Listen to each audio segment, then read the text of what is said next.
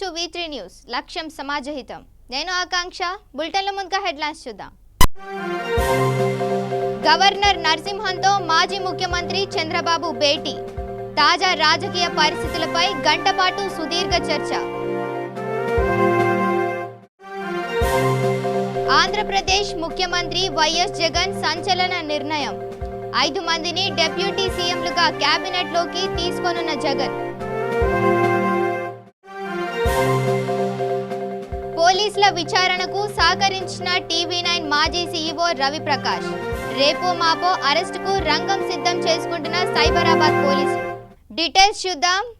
Governor నరసింహన్తో Andhra Pradesh మాజీ ముఖ్యమంత్రి చంద్రబాబు భేటీ అయ్యారు. సీఎం పదవికి రాజీనామా చేసిన సమయంలో లేఖను చంద్రబాబు ఫ్యాక్స్కో పంపారు. దీంతో శుక్రవారం చంద్రబాబు మర్యాదపూర్వకంగా కలిశారు. ఈ సందర్భంగా పలు అంశాలపై చర్చిస్తున్నట్లు తెలుస్తోంది.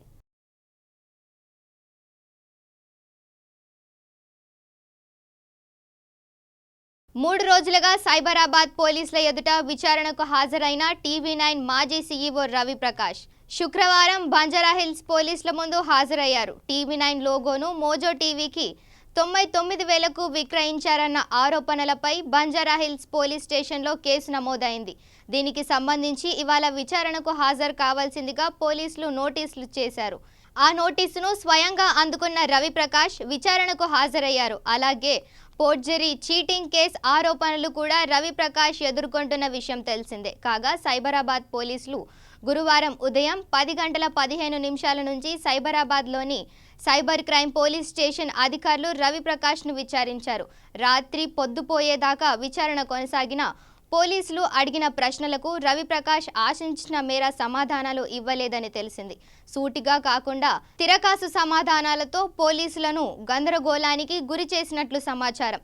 మానసిక స్థితి సరిగ్గా లేని వ్యక్తి మాదిరిగా చెప్పిందే చెప్పి విసిగించినట్లు పోలీసులు తెలిపారు. ఫోర్జరీ, షేర్లు, మెయిల్స్ డిలీట్ చేయడం, నిధుల దుర్వినియోగం వంటి అంశాలపై ఆయన్ను ప్రశ్నించినట్లు సమాచారం.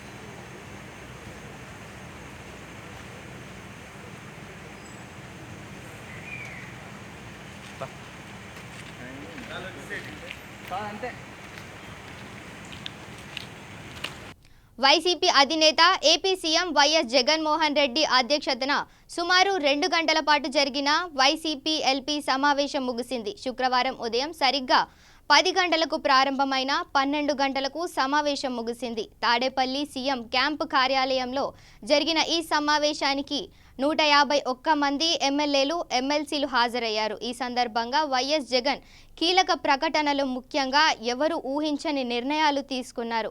మొత్తం 25 మంది మంత్రులతో పూర్తి స్థాయి కేబినెట్ ఏర్పాట్లు చేయనున్నట్లు ఈ సందర్భంగా జగన్ స్పష్టం చేశారు. మరోవైపు ఎవరు ఊహించని విధంగా ఒకరిద్దరు కాదు, ఏకంగా 5గురిని డిప్యూటీ సీఎంలను నియమిస్తున్నట్లు జగన్ తేల్చి చెప్పారు. అంతేకాదు పార్టీలో తమకు మంత్రి పదవులు దక్కలేదని, ఎవరు అసంతృప్తికి లోను కాకుండా ఉండేందుకు గాను 2.5 ఏళ్ల తర్వాత 90% మంత్రులను మారుస్తామని జగన్ సంచలన ప్రకటన చేశారు. ఇప్పుడు మంత్రి పదవి ఆశించి భంగపడ్డ వారికి అప్పుడు కేటాయిస్తామని జగన్ చెప్పకనే చెప్పేశారన్నమాట.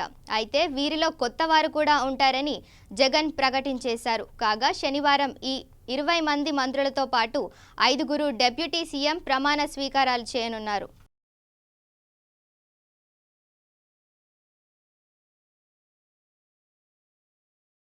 నకిలీ ధృవీకరణ పత్రాలతో 3 కోట్లకు పైగా డెత్ క్లెయిమ్లు స్వాహా చేసిన కుంభకోణంపై సిబిఐ అధికారులు దృష్టి సారించారు. ఈ కుంభకోణానికి పాల్పడిన LIC అధికారులు, ఏజెంట్లను గుట్టుగా విచారిస్తున్నారు. సూర్యాపేట జిల్లా కోదాడకు ఈ నెల 4వ తేదీన వచ్చిన సిబిఐ బృందాలు 9 మంది ఏజెంట్ల ఇళ్లకు వెళ్లి వివరాలను రాబట్టాయి.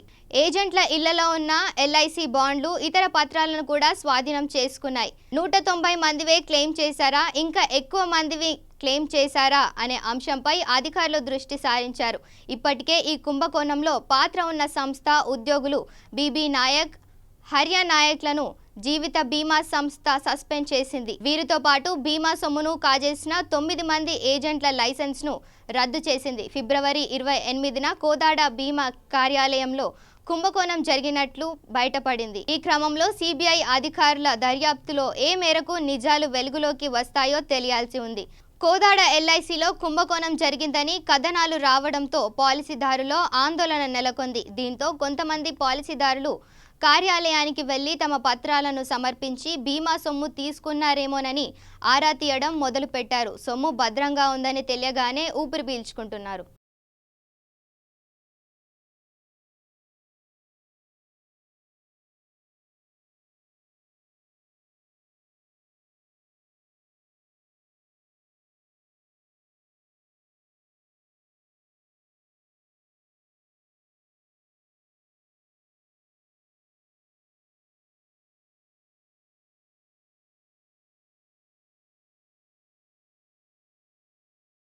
ఆంధ్రప్రదేశ్ రాష్ట్రానికి రుతుపవనాలు అనుకున్న సమయానికన్నా ముందుగానే రానున్నాయని ఆర్టీజీఎస్ అంచనా వేసింది. నేటి నుంచి రాష్ట్ర వ్యాప్తంగా విస్తారంగా వర్షాలు కురుస్తాయని, ఓ మోస్తరు నుంచి భారీ వర్షాలకు అవకాశం ఉందని పేర్కొంది. 11, 12 తేదీల్లో నైరుతి రుతుపవనాలు రాయలసీమను తాకుతాయని, ఆపై 2 రోజుల్లోపే దక్షిణ కోస్తాపై విస్తరిస్తాయని తెలిపింది. ఆలోగానే తెలంగాణకు నైరుతి వ్యాపిస్తుందని పేర్కొంది. అల్పపీడన ద్రోణి క్యూములో నింబస్ మేఘాల కారణంగా ఉరుములు మెరుపులతో కూడిన వర్షాలు కురుస్తాయని ఆర్టీజీఎస్ అధికారి ఒకరు తెలియజేశారు.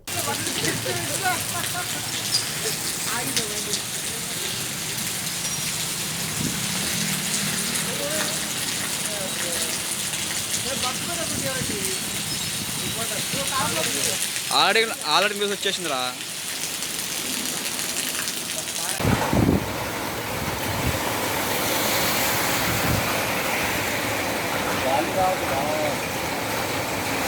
బయటికి రా.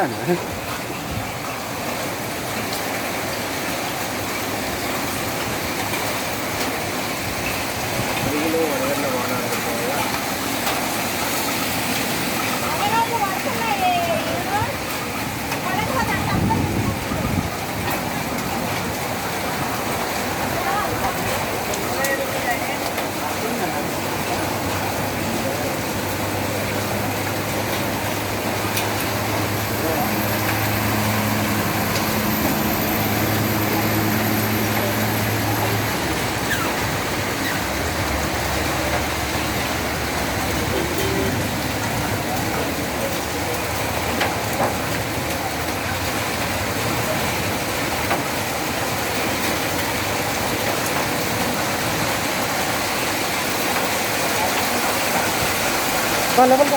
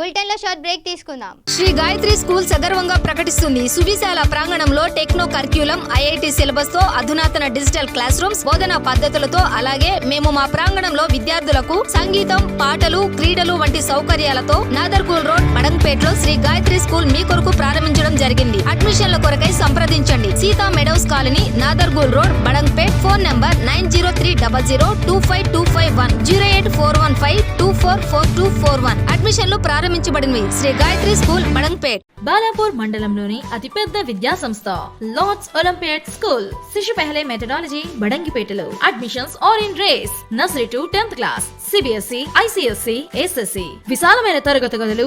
ఈ-బేస్ అకాడమీ వారిచే ఒలింపియాడ్ గ్లోబల్ ఒలింపియాడ్ ప్యాకేజ్. మా విద్యార్థుల తల్లిదండ్రులకు నేరుగా మెసేజ్ పంపబడును.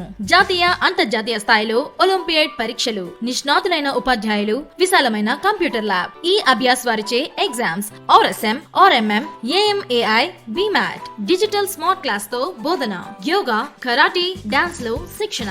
అబాకస్, స్పోకెన్ ఇంగ్లీష్ లో శిక్షణ. Our branches Badangpet, Jillelguda, Mallapur, Almasguda, RN Reddy Nagar, Gurramguda, Turkayamjal. Call 9705686905 and 9133582733. Om Kali Shakti Jyotishyalayam Secunderabad. కోయ పూజారి లక్ష్మణరాజు గురూజీ. సెల్ 9966111611. జ్యోతిష్యం, వాస్తు శాస్త్రం మన పూర్వీకులు మనకిచ్చిన వరం. సమస్యలతో చింతిస్తున్నారా? అయితే రండి, ముఖం చూసి మీ భవిష్యత్తు సంపూర్ణంగా చెప్పగలం. వ్యాపార అభివృద్ధి, వివాహం, ప్రేమ సమస్యలు, సంతానం లేనివారు, దాంపత్య సమస్యలు, కుటుంబ కలహాలు, ఆస్తి తగాదాలు, కోర్టు సమస్యలు, ఆరోగ్య సమస్యలు, జ్ఞాపక శక్తి, పిల్లల చదువు, ఉద్యోగ అభివృద్ధి, ట్రాన్స్ఫర్, విదేశీ ప్రయాణం, ఇంకా మీకు ఎటువంటి సమస్యలున్నా ముఖం చూసి అద్భుతమైన జ్యోతిష్యం చెప్పబడును. మరియు నరదిష్టి, వాస్తు దోషం, నాగదోషం, గ్రహ దోషాలకు ఇంకా ఎటువంటి వాటికైనా శాంతి పూజలు చేయబడును. ఇంకా ఎటువంటి జ్యోతిష్య సమస్యలున్నా అంజనం వేసి చూసి చెప్పబడును. లక్ష్మణరాజు గురూజీ చెప్పింది చెప్పినట్టుగా జరిగింది. మా అడ్రస్ సికింద్రాబాద్ రైల్వే స్టేషన్ దగ్గర, ఆల్ఫా హోటల్ ప్రక్కన, సికింద్రాబాద్. Welcome back. రాయలసీమలో తిరుగులేని రాజకీయ కుటుంబంగా పేరు తెచ్చుకొని ఇటీవల అసెంబ్లీ ఎన్నికల్లో తమ వారసులను రంగంలోకి దింపి విఫలమైన జేసీ కుటుంబం బీజేపీలో చేరేందుకు రంగం సిద్ధం చేసుకుంటున్నట్లు సమాచారం. ఇప్పటికే జేసీ దివాకర్ రెడ్డి, ప్రభాకర్ రెడ్డి సోదరులు బీజేపీ జాతీయ కార్యదర్శి రామ్ మాధవ్తో చర్చలు జరిపారని, ఓ తేదీని ఖరారు చేసుకుని ఢిల్లీలో అమిత్ షా సమక్షంలో బీజేపీలో చేరుతారని ఆయన అనుచరగణం అంటోంది. ఈ విషయమై జేసీ సోదరులు ఎటువంటి అధికార ప్రకటన చేయనప్పటికీ అనంతపురం జిల్లాలోని 14 అసెంబ్లీ స్థానాల్లో 12 చోట్ల వైసీపీ విజయకేతనం ఎగురవేయడం, జేసీ కుటుంబ వారసులు ఓడిపోవడంతో తమ బిడ్డల భవిష్యత్తు కోసం దివాకర్ రెడ్డి, ప్రభాకర్ రెడ్డిలు ప్రత్యామ్నాయం కోసం చూస్తున్నట్లు సమాచారం. కాగా జేసీ సోదరులు మాదిరిగానే మరికొందరు టీడీపీ నేతలు కూడా బీజేపీలో చేరేందుకు సమాయత్తమవుతున్నట్లు తెలుస్తోంది.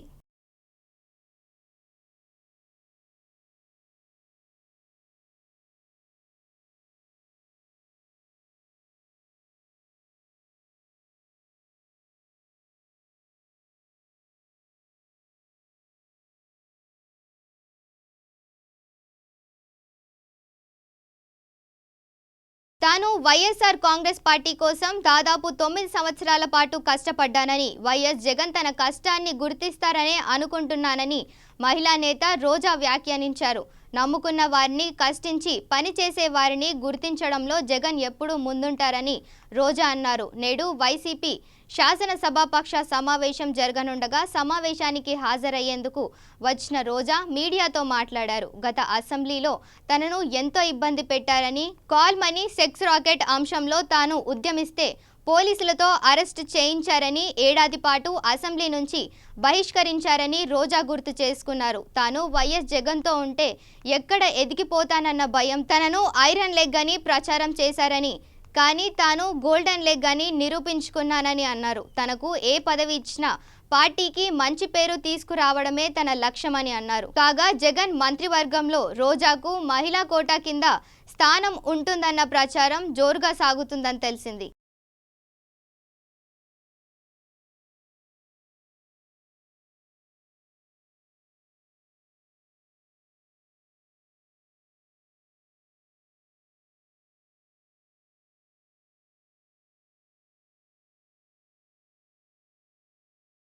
బీజేపీ జాతీయ అధ్యక్షుడు, కేంద్ర హోంమంత్రి అమిత్ షాకు మాజీ ప్రధాని అటల్ బిహారీ వాజ్పేయి నివసించిన ఇంటిని కేటాయించారు. కృష్ణా మీనన్ మార్గ్లోని 6A ఇంట్లో వాజ్పేయి తన తుది శ్వాస విడిచే వరకు ఉన్నారు. గత సంవత్సరం ఆగస్టులో ఆయన మరణించారు. ఇప్పుడు ఆ ఇంటిని అమిత్ షాకు కేటాయిస్తూ ఉత్తర్వులు జారీ అయ్యాయి. ప్రస్తుతం అక్బర్ రోడ్లోని 11వ నెంబర్ ఇంటిలో ఉన్న షా త్వరలోనే కొత్త ఇంటికి మారనున్నారని తెలుస్తోంది. కాగా రెండోసారి నరేంద్ర మోదీ ప్రధానిగా బాధ్యతలు చేపట్టిన తర్వాత మంత్రివర్గంలోకి అమిత్ షాను తీసుకోవడంతో పాటు అత్యంత కీలకమైన హోంశాఖను అప్పగించారు.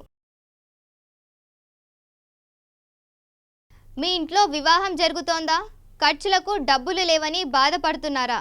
మీ బాధను తీర్చడానికి కోస్టల్ బ్యాంక్ ముందుకు వచ్చింది. పెళ్లికి అవసరమైన డబ్బును రుణం రూపంలో అందిస్తామంటూ కళ్యాణమస్తు పథకాన్ని తీసుకువచ్చింది.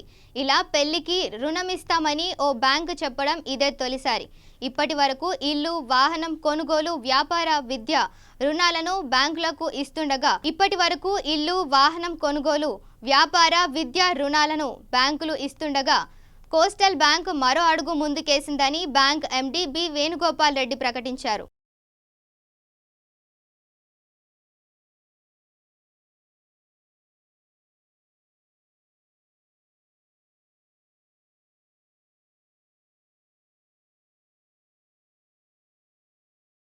టీఆర్ఎస్ ఎల్పీలో సీఎల్పీని విలీనం చేయడంపై కాంగ్రెస్ పార్టీ మహిళా నేత విజయశాంతి నిప్పులు చెరిగారు. ఈ మేరకు తన ఫేస్బుక్ ఖాతాలో ఓ సుదీర్ఘ పోస్ట్ పెట్టారు. తెలంగాణ కాంగ్రెస్ ఎమ్మెల్యేల విషయంలో టీఆర్ఎస్ అధిష్టానం వ్యవహరించిన తీరు ప్రజాస్వామ్యాన్ని కూనీ చేసే విధంగా ఉంది. రాజ్యాంగాన్ని నమ్మేవారు తలదించుకునే విధంగా ఉంది. ఆంఫైర్ను అడ్డం పెట్టుకొని వరల్డ్ కప్ ఫైనల్ మ్యాచ్లో గెలవాలని అనుకుంటున్నట్లు అసెంబ్లీ స్పీకర్ను అడ్డం పెట్టుకొని టీఆర్ఎస్లో కాంగ్రెస్ శాసనసభ పక్షాన్ని విలీనం చేసినట్లు ప్రకటించడం చాలా గర్హనీయం, హాస్యాస్పదం. ఒక జాతీయ పార్టీకి సంబంధించిన రాష్ట్ర విభాగాన్ని ఒక ఉప ప్రాంతీయ పార్టీలో విలీనం చేయడం అనేది చట్టపరంగా చెల్లుతుందా అనే ప్రశ్నకు టీఆర్ఎస్ అధిష్టానం సమాధానం చెప్పాల్సిన అవసరం ఉంది. అసెంబ్లీలో మంది బలం అడ్డం పెట్టుకొని టీఆర్ఎస్ అరాచకంగా వ్యవహరిస్తున్న తీరు ఒక దుస్సంప్రదాయానికి నాంది పలుకుతోంది. ఈ పరిణామాలు టీఆర్ఎస్ మెడకు ఉచ్చుగా బిగుసుకునే రోజులు దగ్గరలోనే ఉన్నాయి. అప్పుడు టీఆర్ఎస్ నేతలు అరచి గీపెట్టినా వినే నాదుడు కూడా కరువు అవుతాడు. అసెంబ్లీ ఎన్నికల్లో గెలిచిన తర్వాత తెలంగాణ కాంగ్రెస్కు చెందిన ఎమ్మెల్యేలను టీఆర్ఎస్ చేర్చుకోవడంపై తెలంగాణ ఓటర్లు అసంతృప్తి ఏ రకంగా ఉందో ఇటీవల జరిగిన లోక్సభ ఎన్నికల ఫలితాలను చూస్తే అర్థమవుతోంది. దీన్ని చూసిన తర్వాత కూడా టీఆర్ఎస్ అధిష్టానం మైండ్ సెట్ మారకపోవడం దురదృష్టకరం.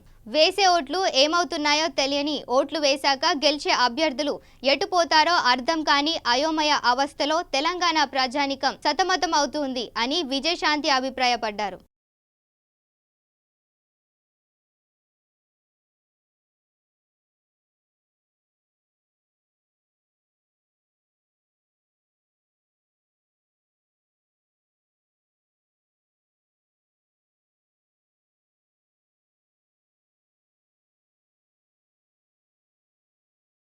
కుక్కట్పల్లి మండల పరిధిలోని కైతలాపూర్లోని కాముని చెరువు, ఎఫ్టీఎల్ పరిధిలోని వెలిసిన అక్రమ నిర్మాణాలను కుక్కట్పల్లి రెవెన్యూ సిబ్బంది భారీ పోలీస్ బందోబస్తు మధ్య కూల్చివేతలు చేపట్టారు. రాత్రులకు రాత్రి వెలిసిన నిర్మాణాలు, వాటిలో ఉన్న ప్రజలను బయటకు తీసుకువచ్చి నిర్మాణాలను కూల్చివేశారు.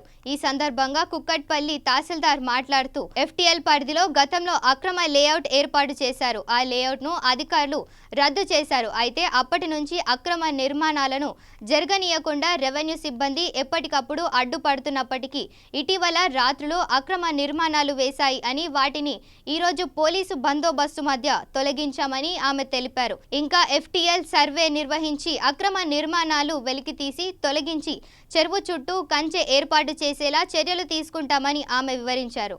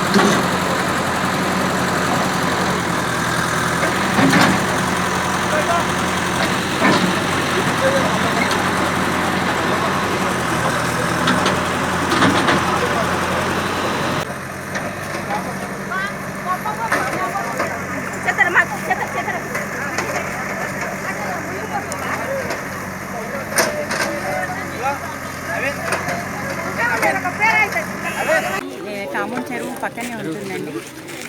ఒకప్పుడు కూడా లేఅవుట్ చేసి ప్లాటింగ్ కూడా చేసిండ్రు, అవి క్యాన్సిల్ అయిపోయినాయి. అయినప్పటికీ కోర్టు నుంచి 120 పట్టాలు తీసుకున్నారు. వాళ్ళు ఇప్పుడు ఉన్నారా లేదా అనేది ఎంక్వైరీలో తేల్చాల్సి ఉంటుంది. కానీ కొత్తగా వచ్చే కన్స్ట్రక్షన్స్ అన్నీ తీసేసినాం. ఇప్పటివరకు ఎన్ని కూల్చివేతలు చేశారు? 6-7 చేసినామండి. ఇంకా చేయాల్సిన ఉన్నాయండి. ఎన్ని ఉంటుంది? అది ఎంక్వైరీ చేసి చేయాలి.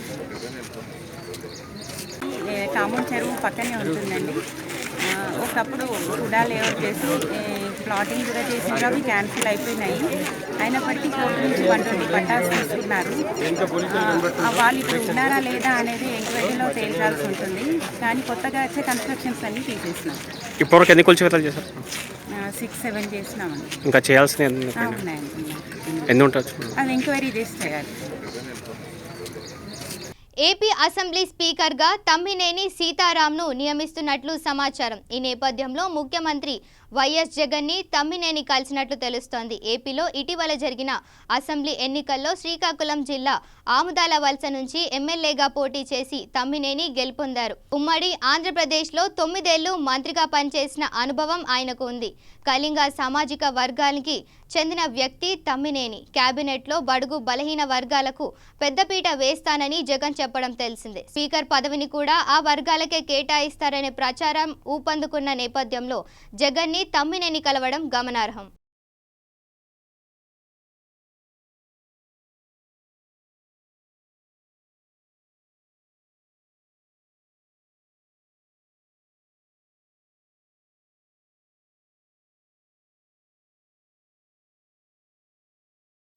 ఇటీవల కాలంలో ఉత్తరాది రాష్ట్రాల్లో దుమ్ము ధూళి తుఫాన్లు తరచుగా సంభవిస్తున్నాయి. తాజాగా ఉత్తరప్రదేశ్పై ధూళి తుఫాను తన ప్రతాపం చూపించింది.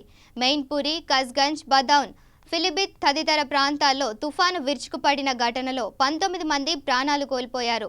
48 మంది గాయపడ్డారు. మరో 8 పశువులు కూడా మృత్యువాత పడ్డాయి. ఘటనపై సీఎం యోగి ఆదిత్యనాథ్ వెంటనే స్పందించి మంత్రులను, అధికారులను అప్రమత్తం చేశారు. తక్షణమే సహాయక చర్యలకు ఉపక్రమించాలంటూ ఆదేశించారు.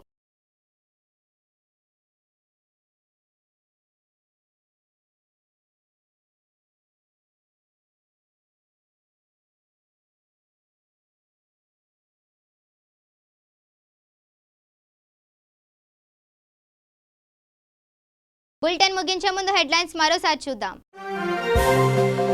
గవర్నర్ నరసింహన్తో మాజీ ముఖ్యమంత్రి చంద్రబాబు భేటీ. తాజా రాజకీయ పరిస్థితులపై గంటపాటు సుదీర్ఘ చర్చ. ఆంధ్రప్రదేశ్ ముఖ్యమంత్రి వైఎస్ జగన్ సంచలన నిర్ణయం. 5 మందిని డిప్యూటీ సీఎంలుగా కేబినెట్లోకి తీసుకోనున్న జగన్. పోలీసుల విచారణకు సహకరించిన టీవీ9 మాజీ సీఈఓ రవిప్రకాష్. రేపో మాపో అరెస్టుకు రంగం సిద్ధం చేసుకుంటున్న సైబరాబాద్ పోలీసులు. ఇవి bulletin updates. Keep watching V3 news. లక్ష్యం సమాజహితం.